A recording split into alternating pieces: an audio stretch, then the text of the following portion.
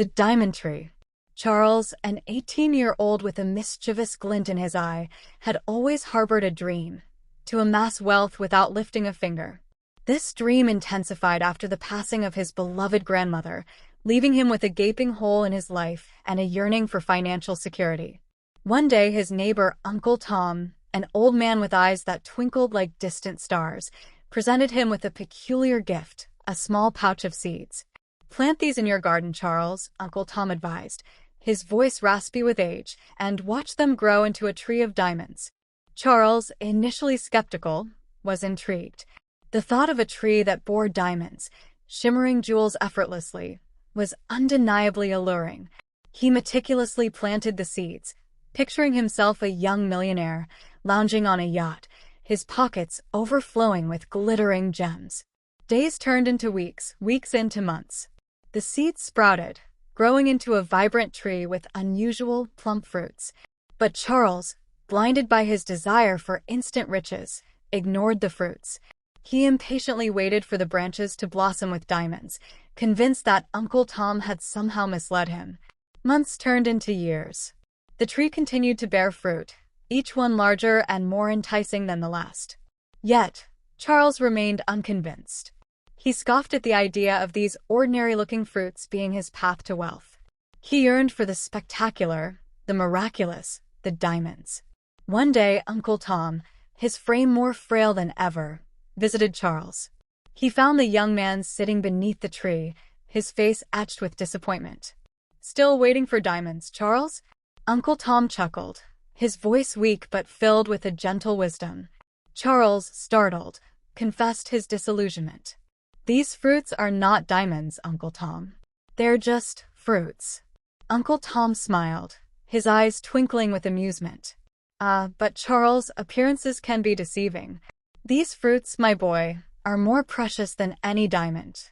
Charles scoffed. "How so?" "They're just ordinary fruits. I can get these at the market." Uncle Tom shook his head. "You misunderstand. These fruits are not merely for eating. They possess extraordinary healing properties. They can cure ailments, rejuvenate the body, and even extend life." Charles was skeptical. "How do you know?" "I've seen it with my own eyes," Uncle Tom replied. "These fruits are a gift from nature, a treasure beyond measure. They represent true wealth, the wealth of health, happiness, and longevity." Charles, intrigued, decided to give the fruits a try. He consumed one, and to his surprise, he felt an immediate surge of energy. His mind felt sharper, his body lighter. He continued to consume the fruits regularly, and soon he noticed a remarkable improvement in his overall well-being. He began to share the fruits with his neighbors, who, like him, experienced miraculous results. Word of the miraculous fruit spread throughout the community. Soon, people from far and wide were seeking them out, offering generous sums of money in exchange. Charles, initially hesitant, eventually realized the true value of the fruits. He established a small business, selling the fruits at a reasonable price, ensuring that everyone who needed them could afford them. His business flourished, bringing prosperity not only to himself but also to his community. Looking back, Charles finally understood Uncle Tom's wisdom.